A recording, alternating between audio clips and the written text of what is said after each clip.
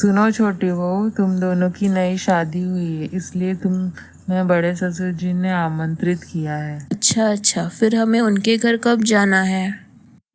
परसों जाएंगे। तो मम्मी जी, परसों को तो वो घर पे नहीं रहेंगे, इसलिए जा भी नहीं पाएंगे। अरे हाँ, मैंने उन्हें बोल दिया है कि मेरा बेटा नहीं आ पाएगा, इसलिए मैं और तुम ही जाएंगे। जी, सिर्फ आप और मैं? बड़ी दीदी नहीं जाएंगी? मैं तो सोच रही थी मैं और बड़ी दीदी एक साथ जाएंगे। नहीं नहीं, उसको कहीं नहीं ले जा सकते। उसकी शक्ल देखी है? चेहरे से ही मनुष्यत की छाया लगती है। आप क्या बोल रही है मम्मी जी? बड़े दीदी का इतना सा प्यारा सा चेहरा आपको मनहूस लगता है? कैसे? अरे बाप रे, सिर्फ 2 ही दिन हुए हैं इसे घर में आकर, और अपनी बड़ी जेठानी के लिए इतना प्यार। सासू माँ से जबान लड़ा रही है।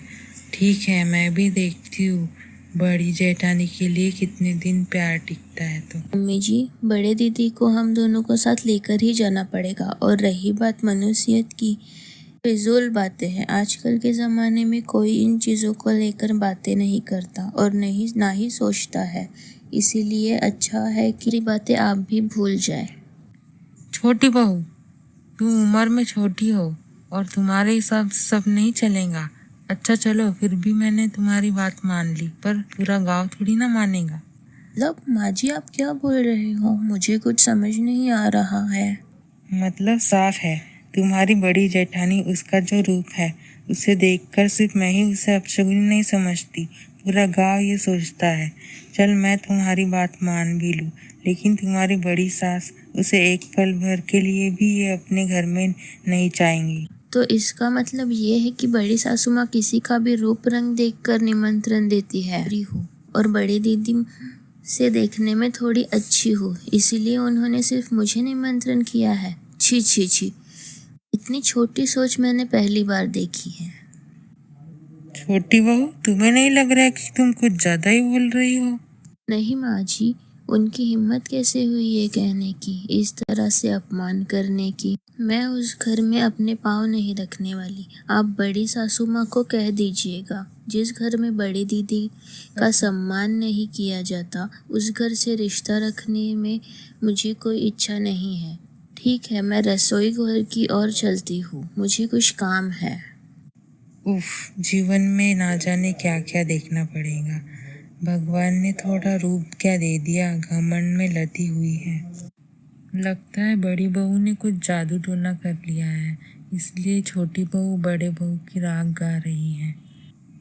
मुंह पर मना कर दिया। नहीं नहीं, इसके साथ सख्ती बरतनी पड़ेगी, नहीं तो सिर पर चढ़ जाएंगी ये। दीदी, आप रोज खाना बनाते हो, आज मैं खाना बनाऊंगी। आप क्या मुझे घर के काम सीखने नहीं दोगी? आप छोड़ो, मैं कर लेती हूँ।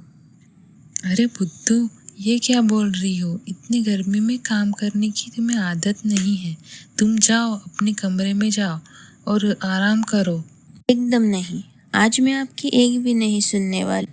आपको आज मुझे खाना पकाने ही देना पड़ेगा। ठीक है, इतना बोल रही हो तो तुम ही पकाऊंगी खाना, पर अगर सासू माँ को पता चल गया तो बहुत डांटेंगी। क्यों डांटेगी? इतने सालों से आपने सभी का ख्याल रखा है, ये क्या आपका ही काम है? आपका ख्याल कौन रखेगा?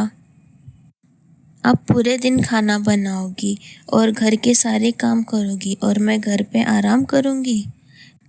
नहीं, वो सब नहीं होने वाला। आप हटिए, मैं करती हूँ। क्या बात है छोटी बहू, तुम खाना क्यों बना रही हो? किसने कहा तुमसे खाना बनाने के लिए? बड़ी बहू ने?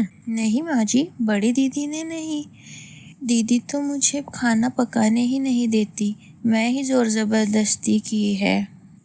अच्छा छोटी बहू, तुम क्या मेरी एक बात एक बार में समझ नहीं सकती हो?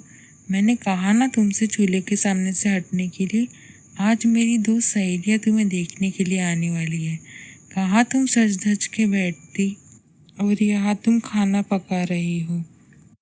वैसे भी मैं बड़ी बहू के काले रंग और मनोज चेहरे की वजह से समाज में मुंह दिखाने लायक नहीं रही। अब तुम दोनों की वजह से लोग मुझे देखकर छी छी कहेंगे। ओहो, तो ऐसी बात है। आपके लिए बाहर का सौंदर्य ही सब कुछ है। बड़ी दीदी जो इतनी अच्छी इंसान है, उनका मन साफ है, बिना कुछ बोले आप सबके सभी काम करती है, और आप बड़ी दीदी के साथ इतना गंदा व्यवहार करते हैं, फिर भी वो कुछ नहीं कहती, सब सहती है। छोटी, ये सब क्या बोल रही हो तुम? चुप करो। माँ जी जो बोल रही है वो करो।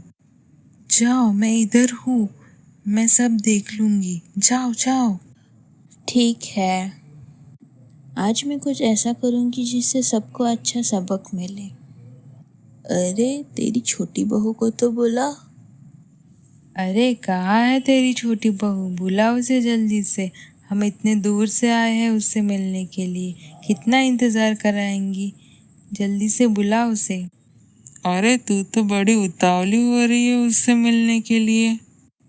अरे हाँ, मिलना तो पड़ेगा। मैंने सुना है कि तेरी छोटी बहू बहुत सुंदर और गुणी है।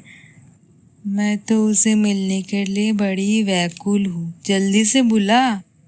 छोटी बहू, ओ छोटी बहू, कहाँ है तू? मेरी सहेलियाँ तुझसे मिलने के लिए इंतजार कर रही है, जल्दी से आ। हाँ माँ जी, आ रही हूँ।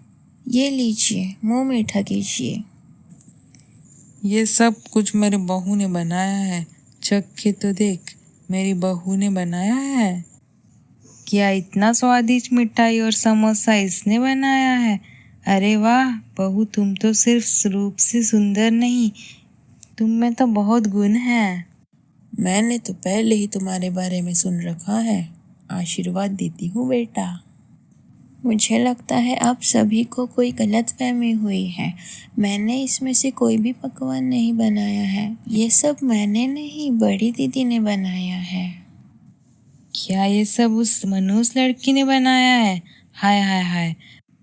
अरे शांता, तूने हमें अपने घर क्यों बुलाया है? अपमान करने के लिए या उस अपशगुनी हाथों से खाना खिलाने के लिए? दीदी बहुत खराब है दिखने में, है ना? मनहूस है वो, है ना? आप बड़ी सुंदर है, आप तो बंदरिया जैसी दिखती है। तब कोई समस्या नहीं है। ए लड़की, तुम अपने आप को बहुत सुंदर समझती हो ना? इतनी अच्छी हो दिखने में तो क्या हमें कुछ भी बोलूँगी? क्या करूँ, जिसका जैसा किस्मत।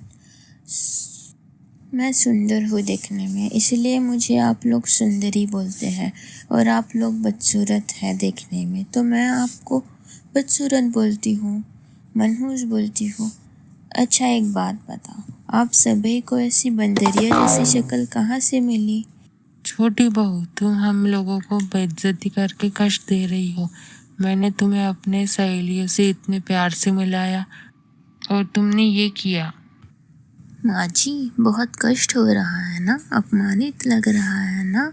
और ऐसी तरह से रोज़ रोज़ आप बड़ी दीदी को बोलते हो, कष्ट देते हो, तब दीदी को इतना ही कष्ट होता है, दुख पहुँचता है। ये बात याद रखना, भगवान ने किसी को भी संपूर्ण करके नहीं भेजा है। सभी में कोई ना कोई कमी रहती है, इसलिए किसी के भी रूप या गुण के विचार के पहले अपनी ओर देख लेना।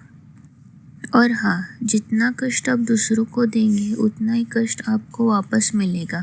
याद रखिएगा इस बात को। इस घटना के बाद माँ जी के व्यवहार में बहुत बदलाव आया और वे अपने बड़ी बहू को प्यार देते रही। पर क्या हम लोगों में भी ऐसा बदलाव आया है, या अभी भी हम लोग इंसान के रूप और रंग से विचार करते हैं?